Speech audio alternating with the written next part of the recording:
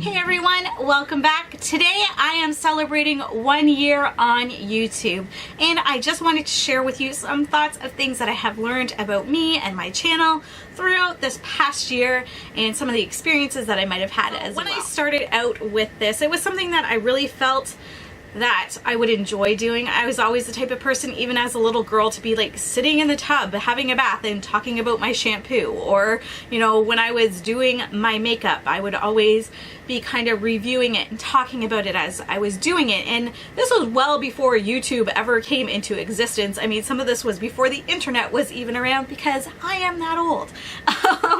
I can say that. That feels really old that I can say that. But yeah, I always had this thing in me where I would do these sort of things. So I started as a blogger putting content out, and then realized that YouTube would be much more easier to accomplish if I put my efforts into that instead of blogging, just because it's less time consuming, and I was right. I really do enjoy making videos. It was something that I didn't want to spend a lot of money on, because I didn't want to go into it thinking, what if I hate it in 2 months, I don't want to do it anymore.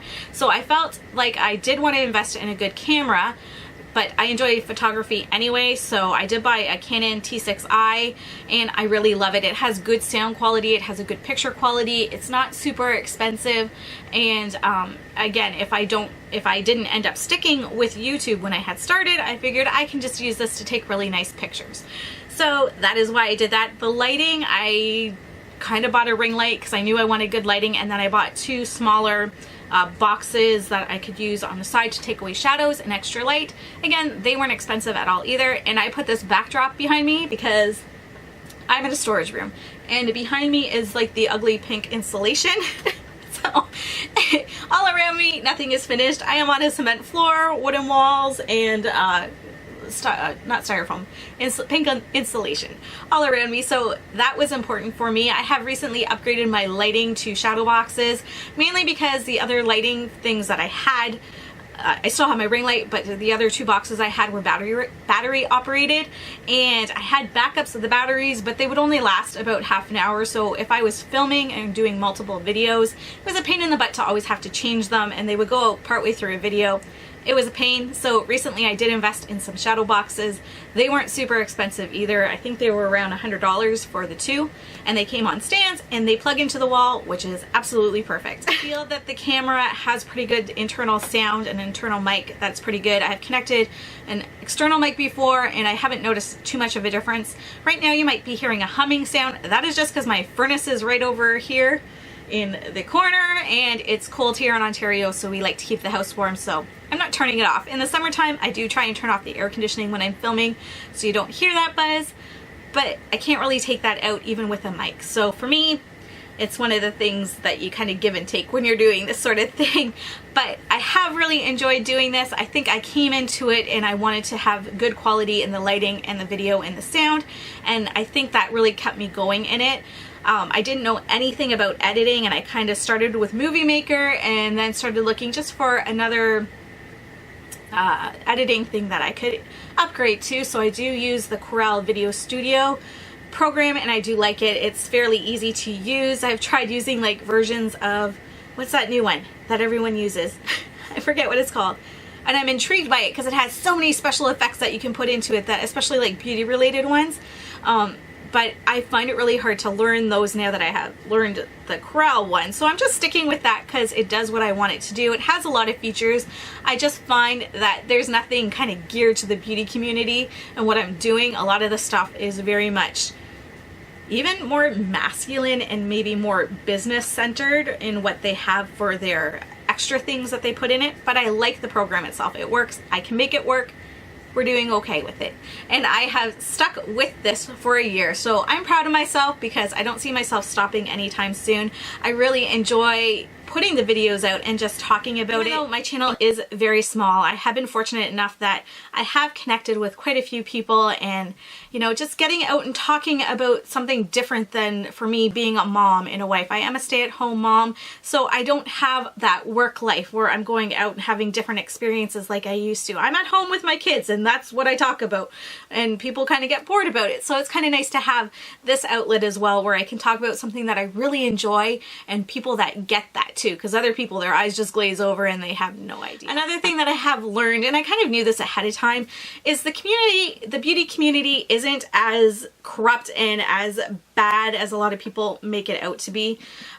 You know what they say, a few bad seeds spoil the bunch, or whatever that saying is. There's the few bigger ones that get a lot of recognition that are awful and do awful things and take advantage of their position, but for the most part, most of the people here, even larger YouTubers, are really kind. They're compassionate, they're giving, they are creative. They just want to do what I'm doing. They just want to talk about makeup and connect with other people, because those people are kind of few and far between in our communities, especially as you get older. I think your priorities shift to different things. But again, the people here, for the most part, the people that I have talked to are very kind. They are amazing. They are supportive and they are so creative. And it's been fun to get to know people a little bit more in that way, other than just being a watcher and commenting, but to actually have a channel and having people comment on my videos as well. It's been so supportive, and just, I look forward to it every time I post a video when I see that I have a new comment. It's just, it makes me feel good. Okay, some goals that I have for my channel in the new year. I'm not setting myself up for a lot because that's just going to lead to disappointment, but a few things I have written down here is I would like to keep my videos a little bit shorter. The perfect time for me would be around 12 minutes, no more than 15, just because for me personally, when I'm watching other people's videos, I don't have a lot of time to get through all the videos. If everyone's are 25 and 30 minutes long, I do watch them occasionally, especially if I'm doing my makeup. Those are the ones that I will throw on when I'm doing that. But then I don't usually have a chance to comment on what they're doing because I'm doing something else. But if I'm specifically sitting down and having my coffee and watching YouTube on my computer in the morning, I like to get through as many as I can so that I can leave a comment and communicate with people. And so I just figure there might be other people that feel that way as well. And so if I keep my videos, the goal is 12, no more than 15 minutes, I think I can be respectful of other people's time. Not that I find that other people are disrespectful when they go longer at all. It's just I feel bad if I don't have a chance to watch the whole thing or comment on it. And so I don't want other people who might otherwise have watched it to turn away because it is a little bit longer. That's just my thoughts. Another thing that my goal is, and I probably shouldn't point this out because if you haven't noticed it yet, which you probably have, but if you haven't, now it's going to be like the sore spot you notice all the time. Right here on my backdrop, there is a nice line from when it came in. It has never been ironed in the last year because I have been too lazy to take it down, and I've been too lazy to just try and iron it while it is up. So that is something I hope to do in the within this, you know, soon. I don't want to say the next year because then I'm giving myself too much time, but very soon I would like to iron that out. Another thing that I really want to try and do, and I haven't done mainly because of seating, is when I had my blog, my blog was called Let's Play with Makeup, and I used to have friends, why am I doing it in quotations? They were friends that would come onto my blog and I would do their makeup, and I would take the process of it, taking pictures and all that sort of stuff, and put it on the blog, as well as like a questionnaire. And it wasn't all beauty related questions. Some of them were like would you rather type of questions, and just kind of keeping it fun and lighthearted. So that is something I would like to do, whether it be me doing their makeup or me just having like a challenge with them. That is something I want to incorporate more on this channel. I just think it would be fun for me. Hopefully it'd be fun for you, but I think it would be fun for me to do as well and to film. So if you are one of my friends and you're watching this and you would like to be on my channel, let me know because we can make that happen. Another thing I would like to know from you who are watching constructively, don't be mean, please. What are some things that I can do to improve my channel, whether it be in the sound or the lighting? When I'm editing, I think everything sounds fine and looks okay, but if you could let me know anything that you've noticed that maybe I could improve on, that would be awesome. Just because, like I said, if I'm editing and I'm thinking it's okay, then maybe I'm missing something, but maybe it's just something that's not catching my eye. As well, if you could let me know some things that you would like to see on my channel. Would you like to see more get ready with me's or more reviews? Or I try to keep it varied with tags and all that kind of stuff, and I've been doing more on camera makeup things like copy that look and again get ready with me's and stuff, because I want to keep it varied and I want to keep it interesting at the same time. So let me know again what you would like to see, any constructive criticism you would have for me, or tips that I could improve that maybe I'm missing out on completely. Something else that I've really learned is that this is a hobby for me. I have no desire to make a career out of this. Would I love to get PR? Absolutely, but that's only because I would love to get free makeup, because we are on basically a single income here with my husband working, so I can't afford to go out and buy whatever I want, even though we have been pretty blessed in that way that we have some additional income to do that. There isn't a ton. So if I got PR, bonus, but I actually have no desire to make a profit off of this channel at all. First of all, I'm considered a dependent for my husband when it comes to our income taxes. So if I started making money, that would affect that end of our taxes. And it just seems like a headache. That middle ground there where you're making a little bit and it's enough to change your status in your income taxes, but not enough to give you much benefit. I don't want to be in that spot, so I'd sooner just not make any money off of it and just get PR. But again, that's just for selfish reasons, because I want free makeup, and I will, as a hobby, makes it a lot less stressful because I don't have any lofty goals or anything like that. My battery is dying soon, so if you catch me looking at my viewfinder, it's just so that I can catch that before it goes out.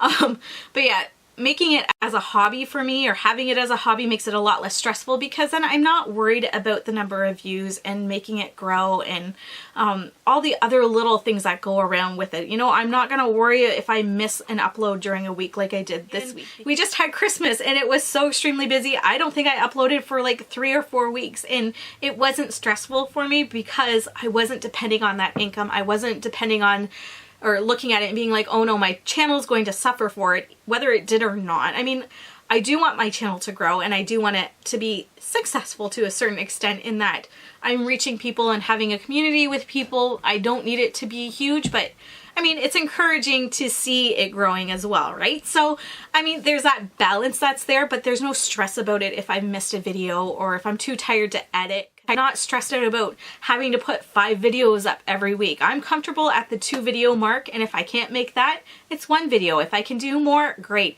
And it's not stressful. I see so many people that are getting stressed out because, and they're running out, they're saying like they're kind of lost their YouTube mojo, so to speak, and they're having a hard time and they've lost that spark that they had, and it's more of a chore, and I don't want it to be that. And if it becomes that, I don't want to do it anymore, but I don't want to just drop it either. I think we have to evaluate where we're at and why we're doing it, and if we're pushing ourselves too hard, because let's face it, we all have lives too, then we need to slow down on this. And so I can take that break and I can rejuvenate and I can get that spark back and that mojo back, and you know, go in and do something I enjoy. And I feel bad for people that really feel that they need to put that content out constantly. Yes, we want to grow our channel because there's a sense of accomplishment in that, but at the same time, I am so content with the subscribers that I have. That leads me to kind of my next point is, you know what, they say numbers don't matter, but it kind of does. I mean, it feels so good to see that number go up. Like, even if it's 1 subscriber every couple days or once a week or whatever it might be, whenever I get that new subscriber, I'm just like, yes, good for you, Leah. You know, like, hopefully I'm getting the views along with it, and that's why they're subscribing. But, you know, on the other hand, it's almost a little gut-wrenching when it goes down. I'm just like, no, I lost 1. Please come back. It takes a lot of the stress out if you just realize that it's a hobby. I mean, yes, if you have a goal to make it something more than it is, I can see it being stressful. But yeah, for me personally, learning that this is a hobby and that's kind of what I want to keep it at has kept it fun for me. It has kept it in a, you know, this nice little box that I can take care of this little box. I can edit when I want to, you know, I can nurture it how I want, and there's no stress with that. So that is great. I've also noticed that I have been gravitating towards smaller and micro influencers more lately, just because I'm finding I'm connecting with them more. I'm enjoying their content, I'm enjoying their creativity and what they're putting out, and let's face it, because they are smaller, chances are you're going to have more communication with them because they have the time. They're not getting 100 comments on every video, they're getting a few comments, so they have time to get back to you and have a conversation or just comment, and they're the ones that'll probably comment on yours. That's one thing I know I have to personally be better about. I do try to respond to every comment, but sometimes I let it go for a week or so just because I'm not in that mindset to comment. And that sounds weird, but I am an introvert. When I'm responding to comments or even leaving a comment on a video, I really have to put myself out there and be like, okay, what would I say if this was my friend and I was comfortable with them completely and joking around or just, you know, enjoying what they're doing, and how would I comment then? Because sometimes I'm like, oh, that sounds stupid. Oh, I can't say that. Or I just get flustered. I'm like, I don't know what to say. And that's leaving a comment on someone's video or even responding to someone's comment. Sometimes I'm just like, I don't know what to say. It's just my mind goes blank, and then like an hour later I'm like, oh, I could have said that, or I should have said this. I just sometimes get a little awkward and I have to work through that, and I think that's why I don't comment as often as I normally would. And those are some of my thoughts on my first year of YouTube. Let me know in the comments below if you have a channel and what kind of you are at. Are you in your first year, your second year? Have you been doing it for 4 or 5 years? I would love to know that, as well as if you have a channel, I would love to check it out if I haven't already. Again, let me know in the comments below. Thank you so much for watching, everyone. I hope you enjoyed this video. If you did, go ahead and give it a thumbs up. Subscribe if you haven't already, and I will talk to you soon. Have a great day. Bye-bye.